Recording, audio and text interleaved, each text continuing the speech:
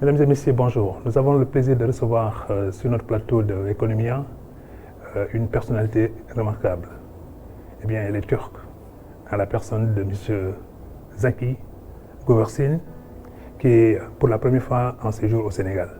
Un chef d'entreprise, mais aussi à la tête du patronat turc, la plus grosse association justement du secteur privé turc. Eh bien, ils sont venus et sans doute ils vont repartir avec des impressions, lesquelles positives ou négatives, probablement positives parce que la Turquie est bien aimée au Sénégal, mais aussi bien aimée en Afrique. Monsieur Zaki, bienvenue sur le plateau. Merci. Vous êtes pour la première fois au Sénégal et pourtant on dit que vous sillonnez le monde autant de fois que l'aiguille de la montre tourne. Effectivement, c'est la première fois au Sénégal. J'ai eu l'occasion de visiter une quinzaine de pays en Afrique et de faire plusieurs escales au Sénégal. Mais c'est la première fois qu'on va dire on pose nos valises. Oui. Mais effectivement, on vient ici, comme vous l'avez précisé, dans le cadre d'une mission commerciale, diplomatique, et où nous allons échanger. Nous sommes en train d'échanger avec le patronat sénégalais, le secteur privé, mais également certains rendez-vous officiels que nous avons. Et en cette période de pandémie, en fait, c'était un peu une gageure pour nous d'organiser une mission de cette ampleur. Et ce matin, les premières impressions qu'on a sont très très positives. Les rendez-vous sont très intéressants. Et comme vous dites, j'espère qu'on va retourner avec pas mal de choses dans notre sac. Alors au départ d'Ankara ou d'Istanbul, quelle idée aviez-vous justement du continent africain et notamment du Sénégal, puisque c'est votre première étape? Si on doit, peut-être on va éviter les généralités, mais c'est vrai que la politique africaine de la Turquie depuis 15 ans, essentiellement sous la houlette du président Erdogan, Oui.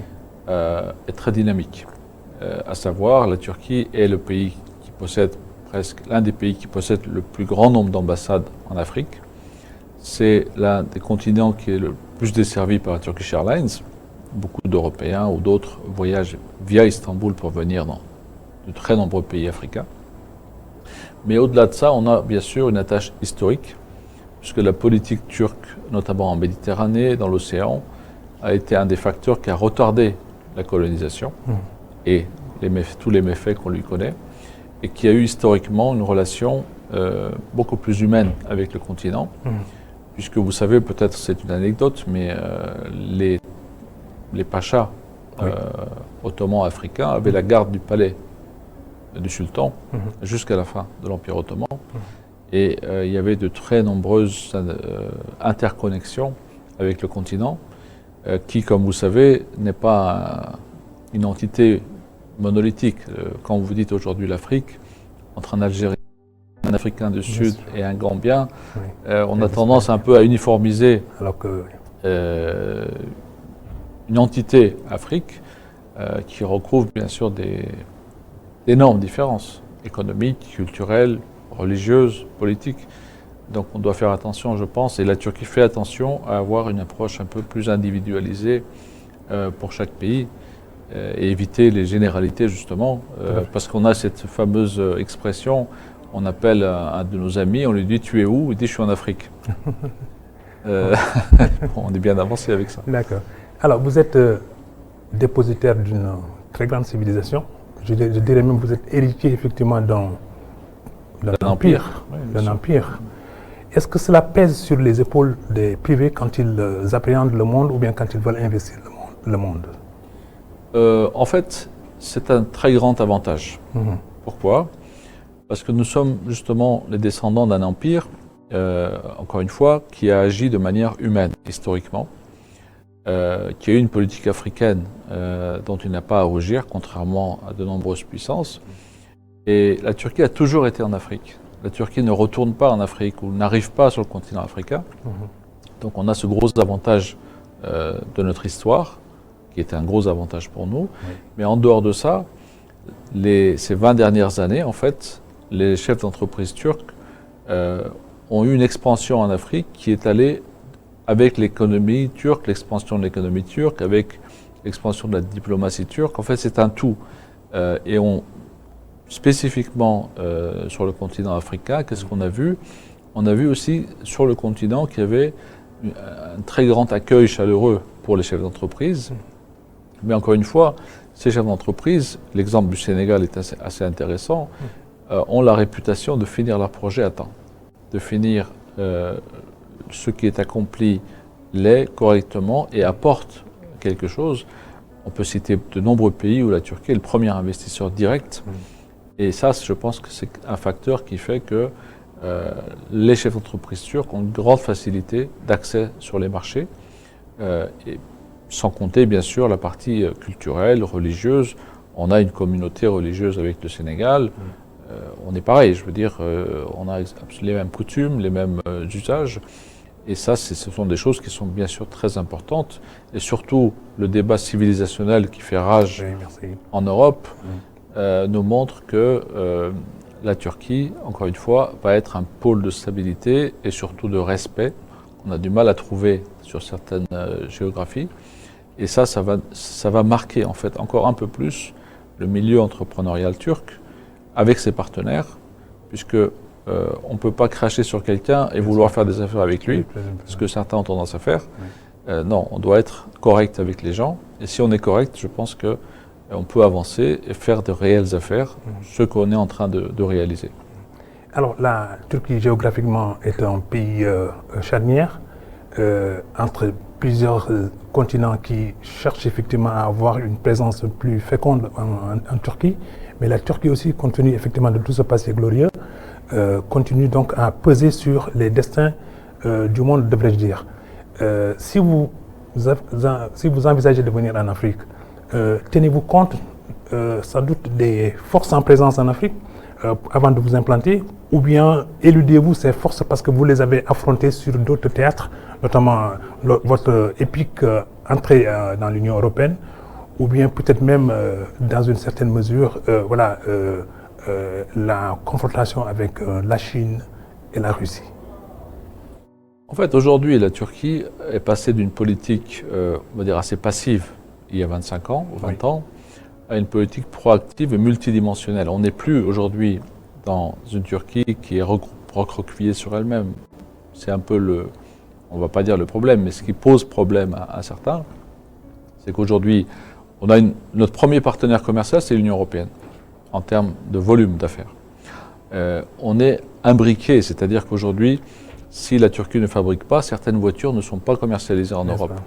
Certains avions ne peuvent pas voler, etc. Donc, on est réaliste sur le plan économique, on a une interconnexion très forte. Aujourd'hui, on a, historiquement, en Asie centrale, dans les républiques turques, on a vu, avec l'Azerbaïdjan et la libération des territoires azéris, un peu ce qui s'est passé. On a une très forte communauté d'intérêt avec l'Asie centrale, avec toutes les anciennes républiques soviétiques là-bas. Mais nous avons également d'excellentes relations avec la Russie. En Afrique, bien sûr qu'il y a un facteur chinois qui est très important aujourd'hui, mais historiquement, il faut bien voir que le facteur des pays européens, notamment avec l'histoire de la colonisation, c'est une réalité. Si aujourd'hui on parle français ensemble, c'est qu'il s'est passé quelque chose au Sénégal, parce que c'est pas naturel. Donc on a cette réalité qui est en face de nous. On doit s'adapter, bien sûr, mais on doit penser à l'après. C'est-à-dire qu'il va arriver un moment où la Turquie, dans l'ensemble du continent africain, comme elle l'a déjà fait actuellement, va avoir de plus en plus de partenariats, d'investissements. Et ce à quoi nous travaillons en tant que patronat turc, et en restant, en gardant les pieds sur terre, en fait. C'est ça l'idée. Mais on sait les influences, on sait les contraintes qu'on va encore avoir à venir, puisque quand j'ai atterri aujourd'hui à Dakar, j'ai changé de l'argent et j'ai eu des francs CFA. Donc, si vous faites le change dans les deux sens avec les procédures d'exportation, il y a certains pays qui sont forcément favorisés au niveau commercial. Donc, il faut qu'on arrive à rééquilibrer tout ça. Ça va prendre du temps. Je sais qu'au Sénégal, c'est un débat aussi important. Mais nous, je pense qu'on doit avancer de manière pragmatique. On est au début du chemin. On a les 400 millions de chiffre de commerce, vous savez, c'est des sommes qui aujourd'hui ne représentent absolument rien. Donc l'objectif, c'est vraiment de dépasser le 1,5 milliard, d'arriver à des volumes d'affaires qui correspondent aux capacités des deux pays. Et ça, je pense qu'on y arrive, on est en train d'y arriver.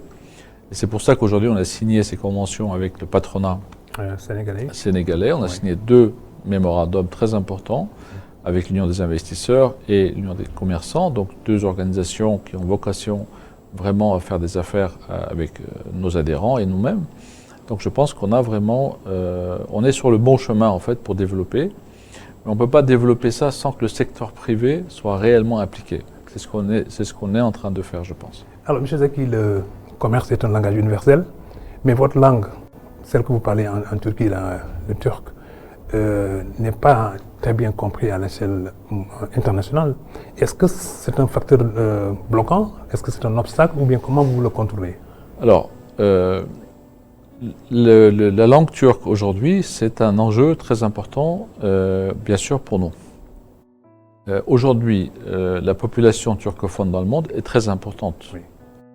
Les républiques centrales, nous avons une diaspora en Europe, plus de 6 millions de personnes qui parlent le turc, en Allemagne, dans beaucoup de pays européens en fait, Pays-Bas. 6 voire 10 millions aujourd'hui. Il y a une très forte diaspora turcophone, turque. Il y a les républiques centrales qui parlent le turc, mais il y a aussi en Turquie, c'est un point sur lequel on peut aussi discuter, nous avons à peu près 250 000 étudiants internationaux. Et moi-même, en tant que ma société, comme Turquie, travaille sur ce domaine. Nous avons un projet que nous développons depuis 4 ans maintenant, qui est d'intégrer ces étudiants internationaux dans le monde économique. D'abord, de les inscrire dans les universités d'État en Turquie. Nous avons des conventions avec les universités turques. Donc, le jeune Sénégalais qui veut étudier en Turquie, d'abord, nous l'inscrivons dans une université turque. En même temps, nous allons l'intégrer dans une entreprise pendant ces 4 années de licence, faire en sorte qu'il soit partenaire de cette entreprise, partie de cette entreprise, et ensuite, au Sénégal, être représentant de la société ou, l'idéal, créer sa propre société qui sera partenaire. Tout à fait. Et nous, dans l'autre sens, et demain nous avons des rencontres ici justement avec les universités pour que les étudiants turcs aussi viennent faire la même chose au Sénégal. Et nous appelons ça en fait les ambassadeurs du commerce international. C'est le statut qu'on donne à ces jeunes étudiants. Et comme toute Turquie, dans son projet depuis 4 ans, est en train de réussir ce challenge. Et la langue, bien sûr, c'est très important. Aujourd'hui, nous avions donc avec notre ambassadeur cette discussion avec le patronat justement sénégalais pour dire que il faut que nous puissions démarrer aussi l'apprentissage du Wolof, entre autres, en Turquie, créer une chaire du Wolof dans une université turque. C'est en train de se faire pour qu'on arrive à dialoguer dans la vraie langue des pays. Parce que aujourd'hui, je sais qu'au Sénégal, le français n'est pas suffisant. C'est une langue utilitariste, utilitaire, mais c'est pas la langue du cœur. Donc il faut vraiment que nous, en Turquie, on arrive aussi à s'adapter à cette partie-là. Et il y a la création d'une chaire de Wolof qui est en train de se mettre en place. Et on va diriger également un certain nombre d'étudiants dans ce domaine-là. Moi, si ça ne tenait qu'à moi, je pense qu'on devrait aussi communiquer dans cette langue officiellement sur Twitter, sur un certain nombre de supports, pour faire en sorte que ça soit réellement reconnu au niveau économique. Je parle du monde entrepreneurial, où les brochures, les documents doivent être dans cette langue également. Donc on y travaille, nous, actuellement, parce qu'il faut communiquer dans la langue naturelle, on va dire. Et je pense qu'on va avancer dans ce sens-là. Mais sur la langue, les étudiants internationaux pour nous, et comme toute Turquie, ils travaillent ardemment. Dans ce déplacement, c'est une grande partie de nos rendez-vous aussi. Ce projet, on le porte, et je pense que on a énormément d'étudiants sénégalais en Turquie qui déjà maîtrisent le turc. Ici même, donc, c'est eux qui nous assistent. Musiad Dakar est co-dirigé par des jeunes étudiants qui se sont familiarisés donc avec l'environnement turc. Qui parlent le turc, qui sont sénégalais. Ils sont de vrais ambassadeurs parce qu'ils peuvent authentifier un peu cette approche. Et c'est vraiment cette approche qu'on est en train de développer et qui sera productive. Bon, ça prend un petit peu de temps parce que ça, c'est pas comme l'agriculture. Vous pouvez pas avoir la récolte au bout d'un an. Là, c'est vraiment, on parle de l'humain. Mais je pense que d'ici 2-3 années, on aura vraiment un potentiel très très important. Alors parlons un peu capitaux et investissements. Est-ce que les Turcs sont assez stratèges du point de vue de l'investissement pour quand même voir les opportunités qu'il y a sur le continent, et notamment au Sénégal, où il y a le fer, où il y a prochainement peut-être le gaz et le pétrole, et aussi la position géostratégique du Sénégal pour compter. Le Sénégal, en fait, est en train de réussir quelque chose de très important, c'est que, en général, là où il y a du gaz ou du pétrole qui est trouvé, très rapidement, on est confronté à des choses non souhaitables. Oui, absolument. Non souhaitables et un peu provoquées. En l'occurrence, le Sénégal, en signant l'accord avec la Mauritanie de partage, etc., et en interne, avec la politique intelligente du président Macky Sall, a fait en sorte que ça se passe très bien. Donc pour nous, c'est très excellent. Dans la partie fer, dans la partie investissement, dans les parties infrastructures, pas seulement aéronautiques, mais routières, etc. Il y a déjà des très gros investissements qui ont été faits au Sénégal. Donc, je sais que la partie sénégalaise fait confiance aux entreprises pour, encore une fois, la réalisation des grands projets. On doit accentuer ça et investir beaucoup plus, je pense, aujourd'hui. Et c'est l'objet de la mission qu'on a fait aujourd'hui. Il y a cette volonté. Le seul souci qui pourrait apparaître, ce serait le climat des affaires, bien sûr, les transferts de devises, un certain nombre de sujets qu'il faut bien sûr aborder, c'est normal. Mais on peut résoudre ces choses-là puisque les relations politiques sont excellentes aussi. Quand c'est pas bon au niveau politique, on a du mal. Mais nos présidents de la République sont très proches, donc ça pour nous c'est un gros avantage. Et je pense que nos investisseurs veulent investir au Sénégal aujourd'hui. Dans le domaine du fer, on a l'exemple algérien où aujourd'hui la sidérurgie turque, l'Algérie a exporté vers la Mauritanie plus de 7000 tonnes uniquement ce mois-ci d'acier fabriqué par une entreprise turque mais de droit algérien. Là c'est la même chose, c'est ce qui va se passer je pense.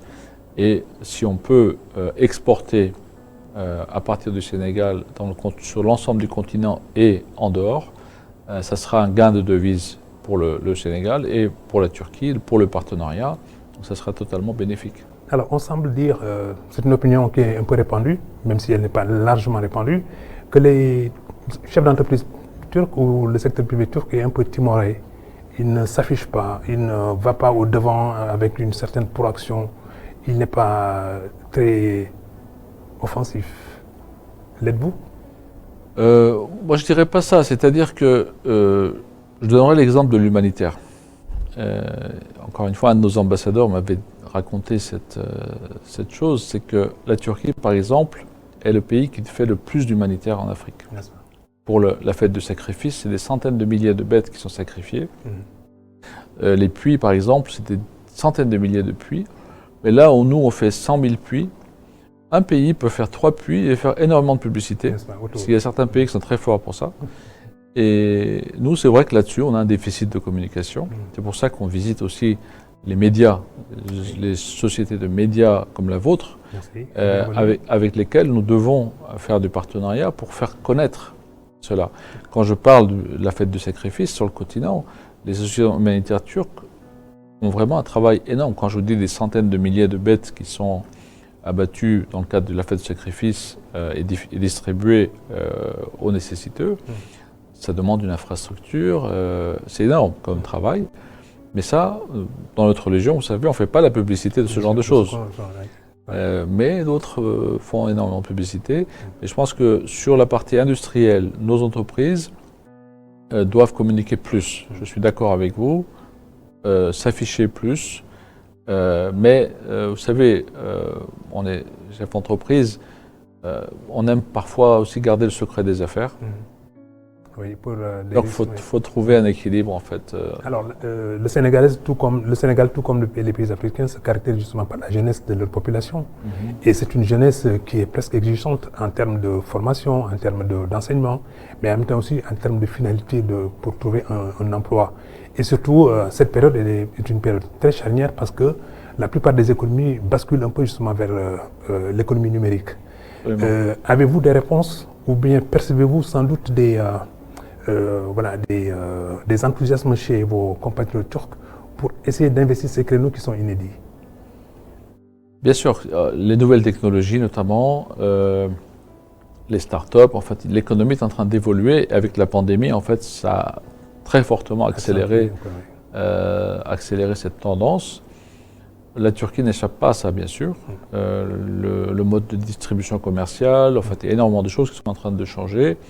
L'économie turque est une économie qui s'adapte très rapidement, puisque nous sommes habitués aux crises. Elle est flexible. Elle est flexible parce qu'on est habitué aux crises en général, parce qu'on a une géographie qui est un peu capricieuse. Bien sûr. Mais je pense que là-dessus, on a une flexibilité intéressante et qu'on peut exporter. C'est-à-dire que là-dessus, on peut travailler avec nos amis sénégalais sur comment travailler ensemble, exporter un peu ce modèle de flexibilité. Parce que notre population aussi est relativement jeune. Donc on peut collaborer là-dessus. Mais pour revenir à Come to Turkey, c'est-à-dire que là-dessus aussi, il faut faire un travail commun sur l'éducation, sur l'enseignement, sur les débouchés. Si on veut que les jeunes diplômés, par exemple, un jeune diplômé qui arrive sur le marché du travail, s'il n'a pas déjà une expérience avec une entreprise, aura beaucoup de mal à s'intégrer dans l'économie. Et c'est là où on préfère qu'il soit déjà dans le monde du travail au début de ses études, pendant les 4 années de ses études. Et là, il pourra à la fin avoir un débouché. C'est un peu le modèle allemand, en fait, de l'Abitur, etc., où eux ont compris et font, et ça marche très bien. C'est-à-dire que même les meilleures écoles, en fait, prennent des internes, plus ou moins, des stagiaires, en fait, pendant leur durée de leurs études. Ils ont immédiatement le contact avec l'entreprise. Et ça, on doit le garder, puisqu'on ne veut pas des diplômés qui ont passé leur vie à la faculté ou dans les écoles, mais qui n'ont jamais côtoyé l'entreprise. Alors, M. Zaki, le vieillissement de la population des pays occidentaux, est-ce un avantage ou un inconvénient pour la Turquie qui veut, elle aussi, peut-être se diffuser à l'échelle mondiale? Non, c'est un problème pour eux.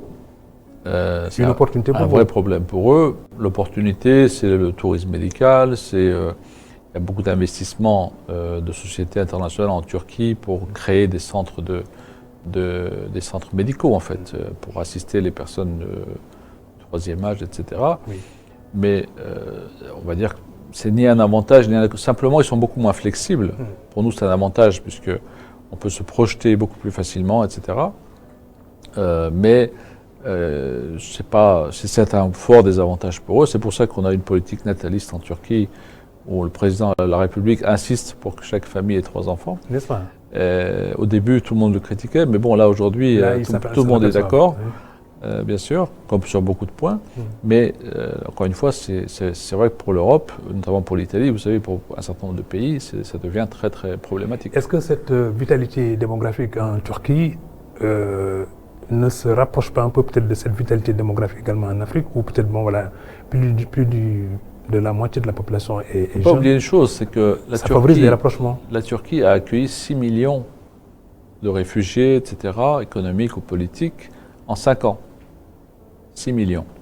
C'est-à-dire que vous avez 500 réfugiés qui viennent dans un pays européen, c'est la guerre civile, on en a accueilli 6 millions. On a un peu du mal à comprendre ça. Bien sûr. Et ces 6 millions, avec bien sûr les enfants, etc., on arrive à près de 10 millions. C'est une nouvelle population qui est là. Et cette population est gérée par la Turquie. Les réfugiés sont financés par la Turquie pour une grande partie. Bon, vous savez qu'il y a des accords avec l'Union européenne, etc., donc ils n'en veulent absolument pas. Donc la Turquie accueille toute cette population.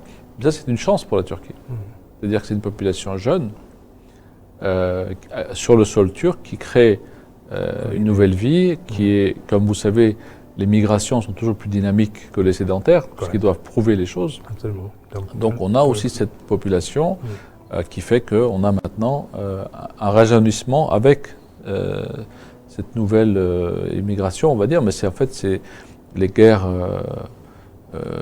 dans la région, encore une fois provoquées par on ne sait qui, mais qui font qu'il y a des flux d'immigration très très importantes. Et la Turquie, en termes d'immigration aujourd'hui, quand je vous dis 6 ou 7 millions de personnes qui arrivent, c'est pas facile à gérer pour n'importe quel pays. C'est-à-dire que c'est vraiment, mais personnellement, je vois ça comme un immense avantage pour l'avenir proche de la Turquie. Vous êtes très sensible justement sur la question des migrations. Votre pays est très présent en Libye. Bien sûr. Et je pense que l'actuel Premier ministre même est peut-être un turcophone, en tout cas très proche justement des thèses d'Ankara. Avez-vous le sentiment que par le biais justement des politiques migratoires, la Turquie est partie justement pour s'ancrer davantage en Afrique, d'abord ne serait-ce que pour régler la question libyenne, qui a dispersé énormément de forces et énormément de jeunesse qui se sont lancés même dans la mer justement pour aller vers d'autres Eldorado. Vous avez parlé de population jeune. Les jeunes suivent de très près tout ce qui se passe dans le monde. Aujourd'hui, un politicien qui parle à Berlin, à Paris ou à Istanbul ne parle pas à sa population, il parle au monde entier. C'est ça. Et il s'en rend parfois pas compte. Donc la position de la Turquie sur beaucoup de sujets aujourd'hui fait qu'elle a bien sûr une aura internationale très importante. Sur les réfugiés, depuis 5, 6, 7 ans, tout le monde voit. C'est-à-dire qu'on peut mentir aux gens une fois, 10 fois, mais aujourd'hui nous avons une globalisation de l'information, et vous êtes bien placé pour voir ça, qui fait qu'un politicien qui parle à l'autre bout de la planète, dans les 10 minutes, tout le monde sait. Donc quelqu'un ne peut pas dire « je ne suis pas islamophobe » en crachant sur les musulmans du matin au soir. Donc forcément, ça se voit. Donc, et ça, c'est très important. Et la politique de la Turquie, à niveau international, juste et égalitaire, et qui accueille tous ces réfugiés, fait que ça va rester et ça va devenir une marque très importante au niveau international. Autrement dit, la Turquie a des ambitions de leadership mondial. Et ces ambitions, tous les Turcs, y compris donc vous les gens du patronat, du secteur privé, vous y adhérez? Bien sûr, c'est-à-dire que tous les pays ont vocation à se développer à l'international, à acquérir des parts de marché, etc. Mais la Turquie, en fait, mène plusieurs combats de front. Le développement, en ce qui nous concerne, de l'économie, des exportations, de l'international, bien sûr, c'est notre rôle, en fait, en tant qu'entrepreneur. Mais la Turquie n'axe pas toute son action sur la partie financière, commerciale. La partie humaine est très importante et il faut la préserver. Et ça fait que, forcément, pour les chefs d'entreprise que nous sommes, nous avons un avantage concurrentiel aujourd'hui. Alors, votre séjour se poursuit. Avez-vous appris quelques mots de la langue wolof? Pas encore. Mais l'argent, ça se dit comment? Je ne sais pas du tout. Mais j'y travaille. Parce on a 2-3 jours devant nous, je pense que... mais moi, je crois plus à la création de cette chaire de Wolof en Turquie, où on aura vraiment des gens qui vont maîtriser la langue et pouvoir faire des affaires dans cette langue. Voilà un petit tour d'horizon de l'actualité des rapports entre la Turquie et l'Afrique, par le biais justement de M. Zaki, qui est le président donc de la grande organisation patronale turque, Moussid, parce qu'ils sont venus regarder un peu comment les choses marchent au Sénégal et en Afrique. Eh bien, M. Zaki est une éminente personnalité qui, sans doute, a un regard prospectif sur la marche du monde, mais également sur le leadership que va incarner la Turquie. Merci, M. Zaki. Merci beaucoup.